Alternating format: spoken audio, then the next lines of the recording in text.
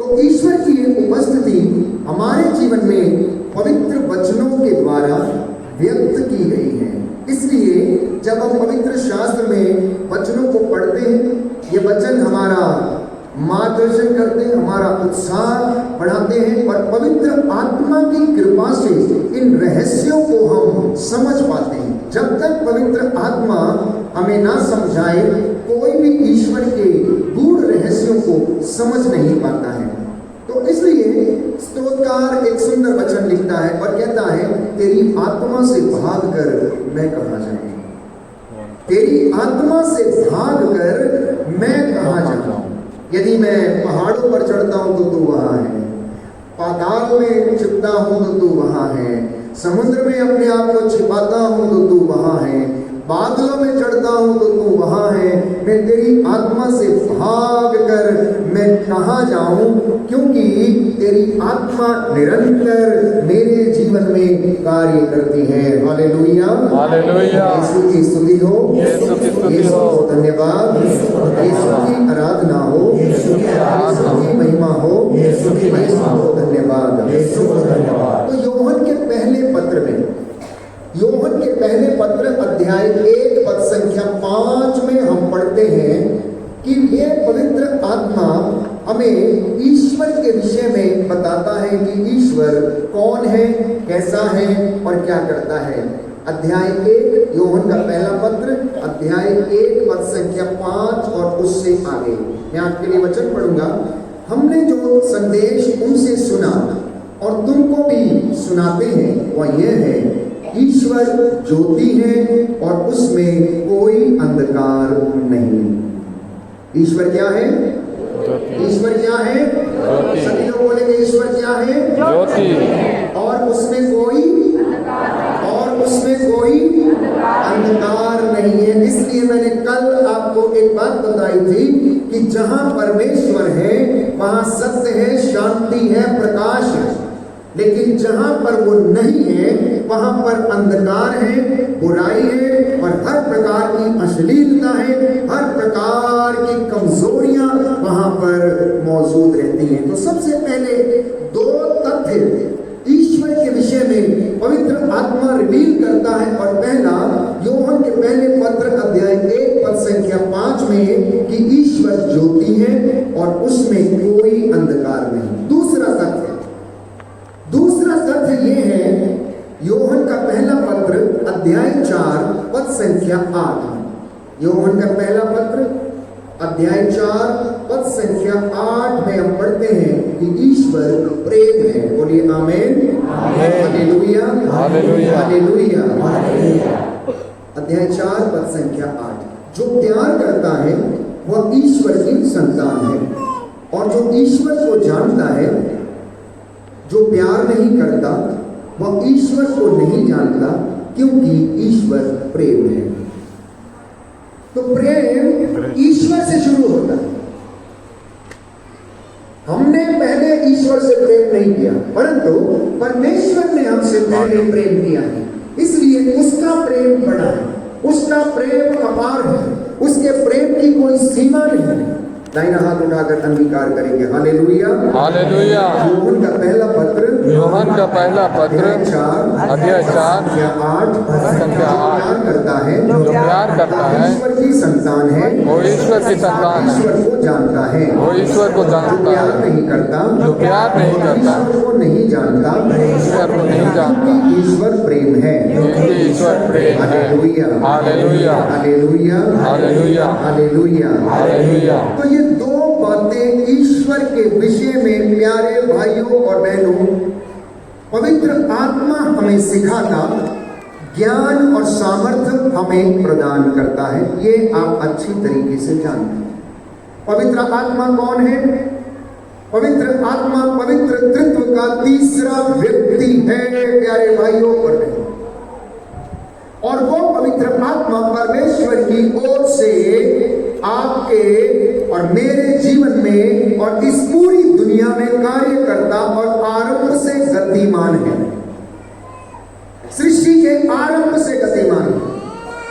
अतः अर्थ था और बाइबल कहती है कि ईश्वर का आत्मा उसके ऊपर मंडराता रहता था। नबियों के साथ रहकर उन्हें चलाता, दिशा प्रदान करता, लेकर जाता।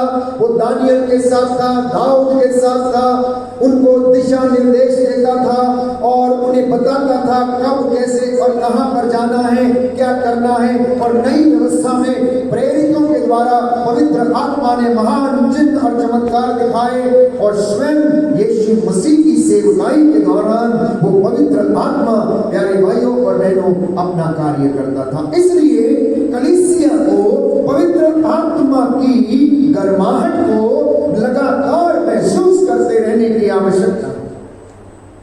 पिछले कई वर्षों की सेवकाई के दौरान मैंने इस बात को महसूस किया कि परमेश्वर का आत्मा हमें समय आने पर ज्ञान देता है, समझ देता है। हमारे अंदर से एक आवाज आती है और कहती है, फादर अशोक आपको ऐसा करना चाहिए, फादर अशोक आपको ऐसा नहीं करना चाहिए। आपसे भी बातें करता है और वो कहता है देखो ये बात गलत है, कर्ज लेना तुम्हारे लिए गलत है। अगर आपकी शादी किसी के साथ हो रही है तो आपको पवित्र आत्मा पहले से ही बातें बताएगा, लेकिन यदि आप लालच में आकर उससे शादी करते हैं तो आप निर्णय नहीं ले पाते हैं, पवित्र आत्मा से पूछ नहीं पाते हैं कि क्या वास्तव में ये बात मेरे लिए ठीक है या नहीं, क्योंकि हमारा अंतःकरण अंदर ही अंदर हमें चेतावनी देता है। लेकिन क्योंकि हम सांसारिक आत्मा से संचालित रहते हैं, इसलिए आत्मा की आवाज को सुनने में हम असमर्थ रहते हैं। हालेलुया, यीशु की स्तुति हो, यीशु को धन्यवाद, यीशु की आराधना हो, यीशु की महिमा हो, यीशु को धन्यवाद। हालेलुया। तो ये दो तत्व है, पहला ईश्वर प्रेम है और दूसरा ईश्वर ज्योति है। ये दोनों ईश्वर के विषय में सत्य हैं और अटल है, इसे झुठलाया नहीं जा सकता। और ईश्वर के स्वभाव को ये दोनों तथ्य व्यक्त करते हैं। मैंने कहा सृष्टि के आरंभ से आत्मा जल के ऊपर गतिमान था। नई व्यवस्था में हम पढ़ते हैं कि प्रेरितों के जीवन में वो कार्य करता है, यीशु मसीह के जीवन में वो कार्य करता है।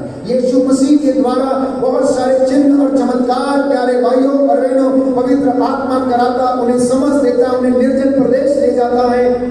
वहीं पर वही आत्मा उन्हें गलीलिया लेकर जाता है, वही आत्मा उन्हें कफरनहूम लेकर जाता है, जहां पर वो लोगों को चंगाई प्रदान करते हैं।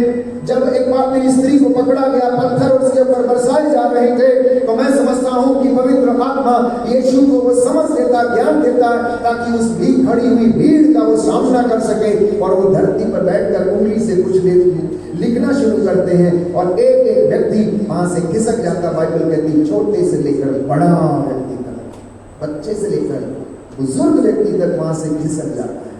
तो पवित्र आत्मा निरंतर प्यारे भाइयों और बहनों कार्यरत है। पिता परमेश्वर सृष्टि करता है, पुत्र परमेश्वर उद्धार करता है और पवित्र आत्मा सहायक है और प्रेरणा का स्रोत है।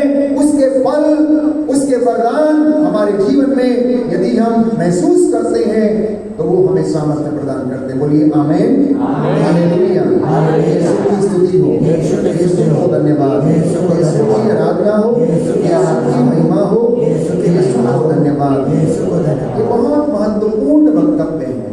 अधिकांश कलीसिया में पवित्र आत्मा के संदर्भ में बहुत कम चीजें बताई जाती हैं, बहुत कम मनन चिंतन किया जाता है। लेकिन मैं आपको आज बताना चाहता हूं प्रभु यीशु मसीह के नाम पर कि प्रभु चाहता है कि आप पवित्र आत्मा को दुखी ना करें, उसका मन दुखाया ना करें। अफिसियों का पत्र अध्याय 4 पद संख्या 30 में संत पौलुस लिखता है कि आप आत्मा को दुखी ना किया करें, आत्मा की प्रेरणा का दमन ना किया करें, क्योंकि जो आवाज अंदर से आती है ये तुम्हारे लिए अच्छा है, ये तुम्हारे लिए अच्छा नहीं। उस आवाज को सुनने की कोशिश करना प्यारे भाइयों और बहनों, तभी आप और मैं इन वचनों पर चलने के लायक बन सकेंगे। तो मैंने कहा दो तथ्य जिसके विषय में पवित्र आत्मा हमें समझाता, पहला ईश्वर ज्योति है, दूसरा प्रेम है, और तीसरा तथ्य जो पवित्र आत्मा हमें सिखाता है प्यारे भाइयों और बहनों, गलातियों का पत्र अध्याय 4 पद संख्या 6 में हम पढ़ते हैं। गलातियों का पत्र अध्याय 4 पद संख्या 6 में सुंदर वचन है कि पवित्र आत्मा हमें ईश्वर के विषय में क्या सिखाता है। और वो हमें सिखाता है प्यारे भाइयों और बहनों, ईश्वर को अब्बा पिता कहकर पुकारना। Hallelujah, hallelujah, hallelujah, hallelujah, hallelujah, hallelujah. दाहिना हाथ उठाकर वचन दोहराएंगे। गलातियों का पत्र 4 संख्या 6 प्रभु का वचन कहता है, आप लोग पुत्र ही हैं, आप लोग पुत्र ही हैं। इसका प्रमाण ये है कि ईश्वर ने हमारे हृदयों में अपने पुत्र का आत्मा भेजा है, अपने पुत्र का आत्मा भेजा है, जो यह पुकार कर कहता है, अब्बा पिता, अब्बा पिता। Hallelujah, hallelujah. इतनी सुंदर बात है। ईश्वर ने क्या भेजा है? अपने पुत्र का आत्मा। कहाँ भेजा है? हमारे हृदयों में। मैं आपसे एक सवाल पूछना चाहता हूं, क्या आप अपने अंतःकरण की आवाज को सुनते हैं या नहीं? पूछ के देखिए। Ask yourself, do you listen to your conscience और नॉट? क्या आप अपने अंतःकरण की आवाज को सुनते हैं? जब आपके अंदर से एक आवाज आती, अगस्तिन तुम्हारे लिए ये काम अच्छा नहीं, मार्था तुम्हारे लिए इस वक्त यहां जाना उचित नहीं, विजय तुम्हारे लिए ये काम अच्छा नहीं, एंटोनीटा तुम्हारे लिए ये काम अच्छा है। क्या आप और मैं इस आवाज को अपने अंदर सुनते हैं? क्योंकि वचन तो ये कह रहा है कि ईश्वर ने अपने पुत्र का आत्मा हमारे हृदयों में रखा, जो ये कहकर पुकारता है, अब्बा, हे पिता। जब आप प्रार्थना करते, जब आप हाथों को उठाते, जब आप चिल्लाते, अपनी आवाज को ऊंचा करते हैं, क्या बोलते हैं? हे अब्बा पिता, दया कर, मेरे बच्चों पर दया कर। कौन पुकार रहा? स्पष्ट आहों के द्वारा वो हमारे लिए प्रार्थना करता। जब आपके आंसू अनायास ही बहते हैं, जब आप उसकी हजूरी में आकर अनायास ही प्यारे भाइयों और बहनों रोने कलपने लगते हैं, खुशी के आंसू बहने लगते हैं, दुख के, तो आत्मा अंदर ही अंदर स्पष्ट आहों को व्यक्त करता, प्रकट करता है।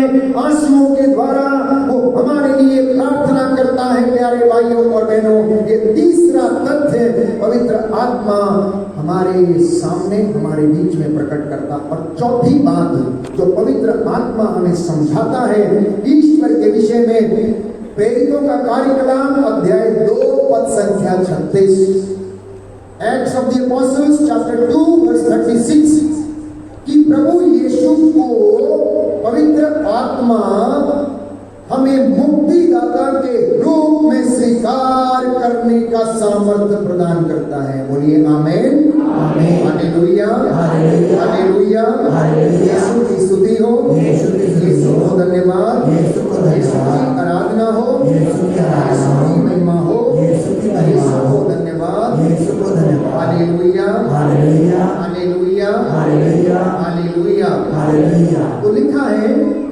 प्रेरितों का कार्यकलाप अध्याय 2 पद संख्या 36, इजराइल का सारा घराना यह निश्चित रूप से जान ले कि जिन्हें आप लोगों ने क्रूस पर चढ़ाया, ईश्वर ने उन्हीं ईसा को प्रभु भी बना दिया है और मसीह भी बना दिया है। मुरारी आश्रम में बैठे जितने लोग हैं, आज आप लोग ये जान लीजिए, प्रभु का वचन कहता है, एक इजराइल के घराने मुरारी आश्रम के लोगों, निश्चित रूप से आप लोग जान लो कि जिन्हें आप लोगों ने क्रूस पर चढ़ाया है, ईश्वर ने उन्हीं ईसा को प्रभु भी बना दिया और मसीह भी बना दिया है। ये ज्ञान कौन देता है? प्रेरणा कौन देता है?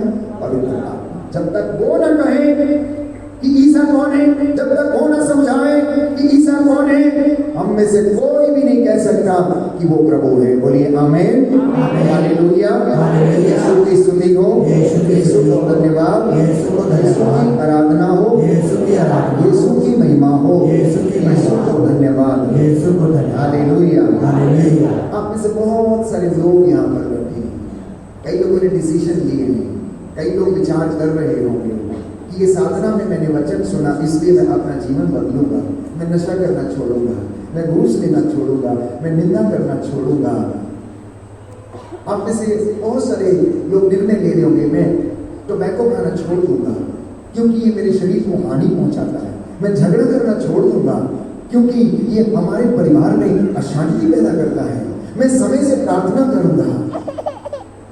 प्यारे भाइयों और बहनों, यीशु के 12 चेले थे और उनमें एक पेतरुस था। जानते हैं, एक मर्तबा पेतरुस ने यीशु से क्या कहा? उसने कहा, हे प्रभु, चाहे सब तुझे छोड़कर चले जाएं, लेकिन मैं तुझे छोड़कर नहीं जाऊंगा। चाहे सब तुझे छोड़कर चले जाएं, लेकिन मैं तुझे छोड़कर नहीं जाऊंगा। यीशु ने उससे क्या कहा?